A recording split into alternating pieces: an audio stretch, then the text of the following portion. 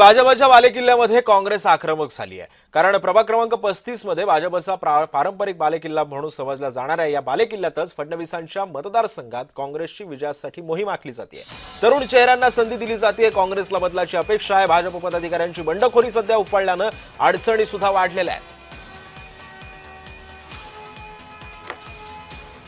आणि या संपूर्ण घडामोडीवर उमेदवारांशी संवाद साधला आमचे प्रतिनिधी तेजस मोहत्रे।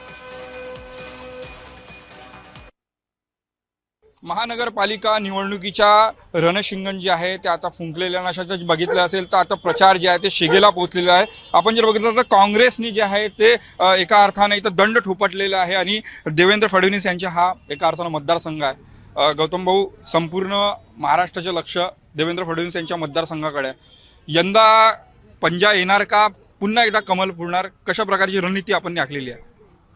तुम्ही प्रचाराच्या माध्यमातून पाहतच असाल, सर्व प्रसार माध्यमाच्या बंधूंना, पत्रकारांना मी या माध्यमातून, जय महाराष्ट्राच्या माध्यमातून सांगतोय की आमचा जो प्रचार हा जेव्हापासून निवडणूक लागली त्या दिवसापासून तर आतापर्यंत एवढे लोक जुळत चाललेले आहे की त्याची प्रचिती तुम्ही आमच्या मागे दिसत असेल।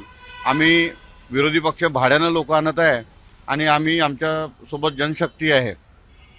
एकंदरीत बघितलं असेल तर लाडकी बहीण जे आहे एका अर्थानं ते भाजपने जे आहे त्या लाडक्या बहिणीच्या खात्यात जे पैसे येणार, अशा असताना काँग्रेस कशा प्रकारे लाडक्या बहिणींना एका अर्थानं सांगेल की काम काय सांगेल? एका अर्थानं लाडकी बहीण हे बीजेपी पैसा वाटायची हे करत आहे, काँग्रेसला मागे पाडून राहिली, ही काही नाही महागाई वाढवत आहे आणि लाडकी बहीण ही आतापर्यंत नाही, आतापर्यंतच राहणार आहे। ही निवडणूक झाला लाडकी बहीण बंद होणार आहे, म्हणून लाडकी बहीण ही आपल्यासाठी आपल्याकडूनच पैसे काढून राहिली आहे। उमेदवार आहेत हे एका अर्थानं देवेंद्र फडणवीस यांच्या मतदारसंघातील उमेदवार आणि त्यामुळे यंदा जे आहे या ठिकाणी पंजा येणार अशा भावना ज्या या संपूर्ण उमेदवारांच्या आहेत।